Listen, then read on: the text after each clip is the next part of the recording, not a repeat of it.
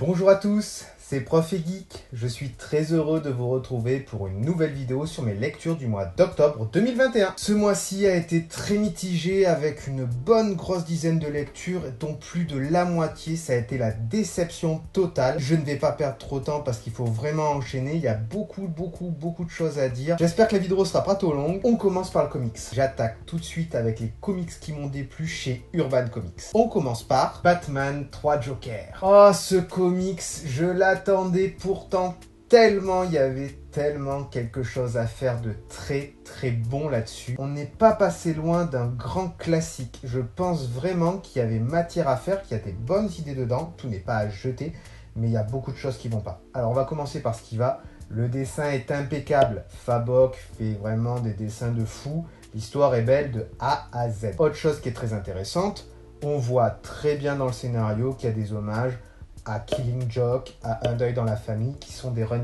mythiques du Chevalier Noir. La sélection des personnages principaux est aussi très bien, puisqu'on a Batman, l'ennemi héréditaire du Joker, ainsi que Barbara Gordon, qui va finir handicapée dans Killing Joke, et Jason Todd, qui se fait assassiner par le Joker lorsqu'il était Robin, dans Un deuil dans la famille. Donc ça, c'est très bien. Maintenant, passons à ce qui fâche. L'histoire en elle-même n'est pas trop mal. En fait, les idées sont bonnes. Moi, je trouve que l'explication de pourquoi il y a 3 Jokers, c'est intéressant et ça aurait pu être possible. Je vais pas spoiler, mais il y a 3 Jokers différents. Le gangster, le comédien et le clown. Alors même si les deux derniers, je vois pas vraiment de grosses différences entre les deux. Bon, il faudrait que je lise le Larousse, hein. Il y aura sûrement des différences dans la définition. Mais sinon, on voit vraiment que le gangster, c'est le premier Joker qui était apparu au tout début des années 40, ainsi que les autres, c'est celui qu'il y a dans King Joke, puis après le Joker actuel. Là où ça ne va pas pour moi, c'est plusieurs points dans le scénario. On voit que les objectifs des 3 personnages principaux sont pas les mêmes. Batman est un peu en dilettante, je trouve. Barbara Gordon, elle est ultra motivée, et Jason Todd veut sa vengeance, il veut se venger de sa mort, etc. Mais je trouve que lui, il est moins bien exploité de ce que j'ai pu lire, par exemple, dans Red Hood et le Outlaw, dont je vous ai parlé le mois dernier. Là, il veut absolument une vengeance, mais une vengeance minable. C'est omniprésent, saoulant. On voit un lien qui se fait avec Batgirl, mais moi j'ai pas aimé, notamment la fin, je vais pas spoiler là aussi. La conclusion m'a pas plu du tout, il y a un double retournement de situation à la fin, mais c'est la déception à mes yeux. Je vois pas pourquoi avoir fait ça. Là aussi, il faudrait spoiler le truc, mais lisez-le, faites-vous votre propre avis, mais moi je n'ai pas aimé. Le Joker, il y a un voile de mystère tout autour de lui, même si ça a été bien dégrossi dans Killing Joke, on voit un peu comment il est devenu le Joker, ça c'était intéressant, mais il y avait quand même des origines qui étaient pas données. Là, il y a plein de choses qui sont faites. C'est la déception. Je peux pas en dire plus. J'ai vraiment envie de donner plus d'infos, mais là, je vais vraiment spoiler. C'est le retournement de fin qui m'a vraiment déplu au possible. Pour moi, on est passé à côté d'un chef-d'œuvre. On aurait pu avoir quelque chose de très bien. Et là aussi, autre chose qui va pas. On a attendu très longtemps pour avoir ce comic. 5 ans pour avoir cette histoire. 5 ans pour ça. Je suis désolé, je suis déçu. On enchaîne avec Batman The World. Pourquoi avoir fait ça DC Comics? Vous aviez une occasion énorme de faire un truc qui n'avait peut-être été jamais fait, faire une histoire qui se passait dans le monde entier avec des auteurs qui auraient été sur le même run. Et non, vous avez choisi de donner carte blanche à des gars pour faire des histoires indépendantes de 10 pages. Mais comment voulez-vous qu'il fasse quelque chose de bien avec ça, 10 pages? C'est pas assez pour développer quelque chose. Alors du coup, il n'y a pas de continuité. Ce qui aurait été l'intérêt vraiment important de ce genre d'œuvre. Et non, pourquoi ne pas avoir fait une enquête qui se passait dans le monde entier et chaque scénariste et dessinateur apportait leur propre édifice en fonction de leur pays et de leur spécificité? Mais non, là on a des histoires qui sont extrêmement inégales, que ce soit sur le dessin, dans le scénario, dans le développement, en 10 pages. Tout n'est pas acheté, hein, loin de là. L'histoire en France, graphiquement, ne m'a pas plu, mais l'histoire en elle-même est très sympa. L'histoire en Russie, c'est un bel hommage à Batman. L'histoire aux États-Unis, le dessin de Bermero est juste à tomber par terre avec une déclaration d'amour de Batman Bruce Wayne à la ville de Gotham qui est juste top, franchement. Mais au-delà de ça, il y a des histoires qui sont minables. L'histoire en Espagne, c'est la pire. Il n'y a rien du tout. C'est-à-dire, on voit Bruce Wayne prendre des vacances et on le voit arriver dans un hôtel près d'une plage espagnole où le type fait le touriste de base. Mais alors, il n'y a rien qui se passe. C'est-à-dire, on le voit picoler, se baigner, draguer des nanas, baiser des nanas, et recommencer, prendre du poids, se faire chier. Et finalement, il avait pris son costume et il le met et il sort pour faire un tour. Mais il n'y a pas d'action, vraiment. C'est naze, naze de chez naze. Comment ça a pu être validé? Comment un type a pu se dire en 10 pages je vais faire ça? Putain, mais un fan aurait fait mieux en 10 pages. Putain, mais comment c'est possible de créer ça et que ça soit validé par une maison d'édition aussi importante que DC Comics? C'est une des 2 plus grosses boîtes de comics et ça valide ce genre d'histoire. Je comprends pas. Alors, il y a des histoires, mais nulles, je vais pas m'étendre. L'histoire en Allemagne est sympa. On voit le Joker sur fond d'éco-terrorisme. C'est une histoire intelligente. En 10 pages, c'est torché, c'est bien fait. Voilà, très bien. Il y en a plein qui sont plus ou moins bien, mais alors, il y en a, c'est le fond du trou, quoi. La grosse déception, là aussi. On termine DC Comics avec Red Hood et les Outlaws tome 2. Là, c'est une moins grosse déception, mais la déception est quand même là. J'avais été vraiment bien surpris par le tome 1, dont je vous ai parlé le mois dernier. Et là, l'histoire prend un virage à 90 degrés. Ça se finissait sur un cliffhanger où Bizarro risquait de mourir. Et là, il est sauvé par Luthor. Donc jusque-là, pourquoi pas, ça marche bien. L'idée de comment on le soigne, c'est intelligent, etc. Mais en fait, quand il est soigné, Bizarro devient l'homme le plus intelligent du monde et décide de créer des armes, une cachette volante qui fait la taille d'un immeuble, d'un building, mais à l'horizontale qui est invisible. Enfin, c'est pas crédible, voilà. Moi, ça ne m'a pas plu du tout. Alors, Red Hood ne remarque rien, que Bizarro fait pas de complot. Artemis s'inquiète, mais elle n'est pas prise au sérieux. En fait, 3/4 du bouquin, c'est très plat. Il n'y aurait pas ces chapitres-là, c'était pas dérangeant. Il n'y a pas grand-chose. Il y a un peu d'action. Il y a de temps en temps, il se réveille en disant « Ah tiens, Bizarro a fait ça, c'est pas normal, etc. » Mais c'est lourd, ça se voit à 10 000 qu'il y a un gros souci. Et comme dans toutes les séries américaines, comme dans tous les films américains, en fait, tout le problème vient que les gens ne disent pas quand ils ont un souci, ce qui crée des gros soucis encore plus gros après. Bizarro aurait dit « J'ai un problème, je sens qu'il y a quelque chose qui ne va pas ». Ses copains auraient essayé de l'aider. Ils n'auraient peut-être pas réussi. Ça, c'est pas grave. Mais en fait, on voit Bizarro qui est un peu torturé par sa nouvelle condition, le fait qu'il ne veuille pas redevenir stupide. Ça, pourquoi pas. Mais c'est pas très bien amené, j'ai trouvé. Et on passe à côté. Il y a une fin où on élimine le personnage de Bizarro, on élimine le personnage d'Artemis pour se lancer, je pense, vers Death Metal. C'est expédié pour clôturer le run et que Red Hood se retrouve tout seul.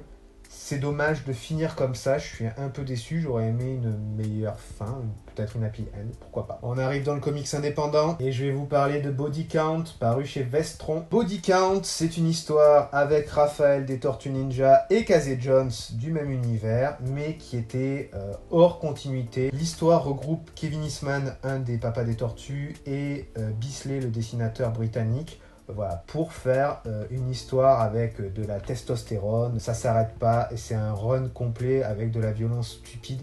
Alors, je n'ai rien contre le fait de lire du bourrinage. Le bourrinage, j'aime beaucoup ça, ça me détend parce que moi je suis pas un bourrin dans la vie et de temps en temps voir des types qui m'arrapent d'autres types de façon fictionnelle, ça me détend. Ça détend tout le monde, voilà, ça évacue mon stress, ma colère, tout ça. Et c'est fait pour ça, ce genre de truc, sauf que là en fait, il y a 0 scénario. Le problème, c'est qu'on ne mettrait pas Casey, on ne mettrait pas Raphaël. Et en fait, ça changerait rien là aussi. C'est une course-poursuite d'une nana qui se retrouve dans les pattes des 2 héros par des tueurs à gages. Je ne vais pas rentrer dans les détails pour pas trop spoiler, même si le scénario, franchement, je pense qu'il a été écrit sur une ligne lorsque les 2 types étaient en train de picoler. Et ils se sont dit, ouais, c'est génial, on va faire un truc de bourrin. Sauf qu'en fait, c'est pas intelligent. Je vous avais parlé de Batman Judge Dredd, notamment dessiné par Bisley. L'avantage de Batman Judge Dredd, c'est qu'il y a un scénario, il y a 4 ou 5 histoires, et en fait, ça s'enchaîne bien. Là, il n'y a pas de scénar. C'est une course-poursuite débile, où il y a de la violence exagérée, il y a des morts et tout ça. Et en fait, on a mis ça dans l'univers des tortues, mais what the fuck en fait, ça a aucun rapport. Je suis pas contre le fait que les tortues étaient violentes à l'origine, ça me dérange pas, au contraire c'est même bien, ça montre que voilà, il y a une évolution de la société et on peut même retrouver dans les classiques le run original des tortues avec du bourrinage, de la testostérone, tout ça. Mais là, ça n'apporte rien. Ce run est des fois même jugé mythique, je comprends pas pourquoi. Voilà, une déception de plus. Honnêtement, je mettrais même pas la moyenne. Franchement, je le recommanderais même pas pour un fan de Tortue. Alors, moi, je suis un complétiste. Si les gens qui veulent la collection complète, prenez-le. mais ça vaut rien. On passe à Judge Dredd Mega City 2 paru chez Réflexion. Je me suis enfin décidé à me lancer sur le run de Judge Dredd de chez Réflexion pour plusieurs raisons. Voilà, les tomes sont fins, ça s'enchaîne beaucoup et il n'y avait que 6 tomes dans le run actuel ainsi que 2 hors série. Donc je me suis dit, il faut que je commence. Alors j'ai pas commencé par lire celui-là, celui que j'ai commencé m'a plu, je vais vous en parler juste après. Là, celui-là, c'est un peu la déception. Finalement, on n'a pas besoin de savoir grand-chose sur l'univers de Dredd. On sait qu'il y a Mega City 1 à l'est américain, Mega City 2 à l'ouest, là où il y a Los Angeles à l'origine. Il y a des relations entre les deux, on ne savait pas forcément. Là, on le voit. Pourquoi pas? Là où il y a une déception, c'est le scénario. Honnêtement, j'ai eu du mal à raccrocher les wagons parce qu'il y a plein de choses qui m'ont gêné. En fait, il faut comprendre que Judge Dredd a été envoyé par Mega City 1 dans cette mégacité pour enquêter sur quelque chose. On ne comprend pas trop bien ce que c'est au début, même à la fin. On pense qu'il y a un peu de corruption, etc. Mais surtout, en fait, il y a une équipe de journalistes de télé-réalité qui suit Dredd et qui le filme non-stop. Et en fait, c'est très très lourd. Alors, c'est une critique, clairement, de la société actuelle, de la télé-réalité, du cinéma hollywoodien. Ça, je peux le comprendre, mais c'est pas bien fait. Et surtout, c'est dégueulasse, le dessin, il est moche. Regardez-moi, rien que la couverture, c'est hideux. Du coup, on a du mal à suivre l'histoire. Ça a ni queue ni tête. Franchement, j'ai pas aimé. J'ai pas aimé ce tome-là. J'y mettrais 8, 7...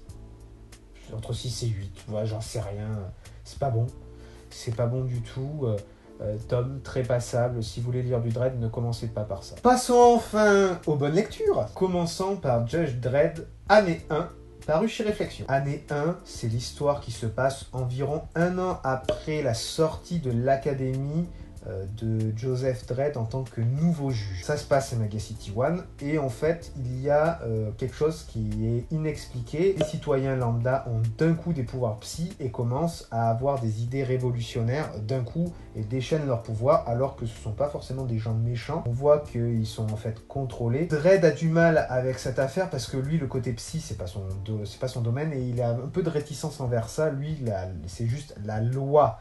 Lui, tout ce qu'il ne peut pas appréhender, toucher, ça n'existe pas. Donc, il y a vraiment cette opposition. Cette histoire va lui faire changer un petit peu son point de vue. Ça, c'est bien fait. Graphiquement, c'est pas trop mal. L'histoire se tient. Il y a des sauts dans d'autres dimensions, qui est vraiment propre à l'univers de Dredd. On sait qu'il y a des univers parallèles où il ne se passe pas toujours la même chose. Et il y a une fin ouverte. L'histoire se déroule assez bien. Je mettrais 12, 13. C'est une bonne entrée dans l'univers de Dredd. Alors, je sais pas si... la version Delirium, la version d'origine correspondra à ça, mais je pense que c'est pas mal pour le nouveau run en tout cas. On continue avec Blitz and Drive de chez iComics. Blitz and Drive, comme je vous l'ai dit, c'est un mélange entre du vampire et du cyberpunk futuriste. On est dans une cité indépendante où il y a des vampires qui sont présents, c'est admis, ils vivent avec les humains, il n'y a pas forcément beaucoup de problèmes, certains ont des postes haut placés dans des entreprises, dans la police, tout ça, et tout ce petit monde vit ensemble. L'histoire en elle-même, c'est des vampires qui se font tuer, il y a un tueur de vampires, donc il y a une enquête là-dessus. C'est très bateau, mais ça marche bien. Le dessin est très intéressant. Un truc qui est vraiment pas mal, en fait, c'est que en un seul tome, puisque pour l'instant c'est un tome unique, ça a décrit un univers. J'avais envie d'en apprendre plus sur cet univers. J'ai même envie qu'il y ait une suite, tellement c'est bien. Le héros récupère une policière qui s'est fait éclater. Leur petit binôme fonctionne plus ou moins bien. On voit que l'histoire se suit, le méchant suit sa course, on voit son ambition, on voit d'autres personnages qui arrivent, qui sont plus ou moins bien et qui sont plus ou moins bienveillants. Ça se combine bien. L'histoire est top, quoi. En fait, c'est juste très sympa à lire. Je mettrai un bon 14/20. Encore un bon boulot d'iComics. On arrive sur Injustice, Maître de l'Univers, paru chez Urban Comics. Encore un crossover improbable après Batman et les Tortues Ninja. Maintenant, c'est Injustice et Musclor. C'est improbable. Alors, comme je vous l'ai dit, je connaissais pas bien l'univers des Maîtres de l'Univers et de Musclor, mais... honnêtement, t'es pas perdu. Tu découvres 2-3 trucs, il y a quand même des explications. Les bonus sont bien faits, t'expliques plein de choses. Il y a une belle galerie de couverture avec des dessins qui ont été retenus et proposés. Le style graphique me plaît bien, hein. C'est le même que Batman des Tortues Ninja, je vous en avais parlé. Et en fait, c'est intelligent. C'est Batman et son équipe dans le monde d'Injustice qui vont dans l'univers de Musclor pour récupérer en fait des gens qui font de la magie, puisque Superman, c'est l'homme d'acier qui résiste à tout, mais qui a quelques faiblesses comme la kryptonite et la magie. Donc, il cherche des magiciens pour l'aider à patater Superman, et en fait ils vont récupérer Musclor. Mais c'est bien fait en fait. Il y a des héros de DC qui vont aider le monde de Musclor parce qu'il y a une invasion par Darkseid. Musclor rentre dans le monde de Batman pour infiltrer la base de Superman. L'histoire est géniale en fait, c'est super bien fait, bien réfléchi, et ça fonctionne bien. Si vous aimez une justice, lancez-vous là-dessus. Alors apparemment, ça serait bien de lire le run Cosmo 4, Maître de l'Univers, qui se passe en fait dans la chronologie juste avant, pour comprendre comment Musclor arrive à cette situation-là. C'est pas inévitable, hein, mais il y a quelques petits trucs qui font qu'on comprend le début de l'histoire, mais c'est pas très violent. Le dernier comics avec les Tortues Ninja, le tome 6 paru chez iComics. Vous allez dire que je manque d'originalité, mais je l'assume. Tortues Ninja, c'est un des meilleurs comics que je lis actuellement.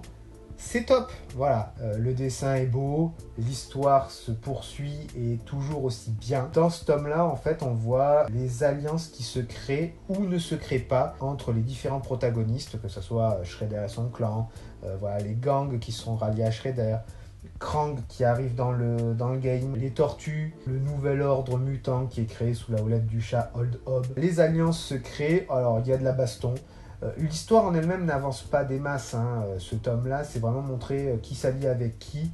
Il y a de la bagarre, mais par rapport aux grands enjeux de l'univers des tortues, ça n'avance pas des masses, sauf à la fin, où on voit une scission dans la fratrie des tortues, puisque Donatello fait bande à part, puisque lui juge qu'il faut absolument s'occuper du problème du Technodrome.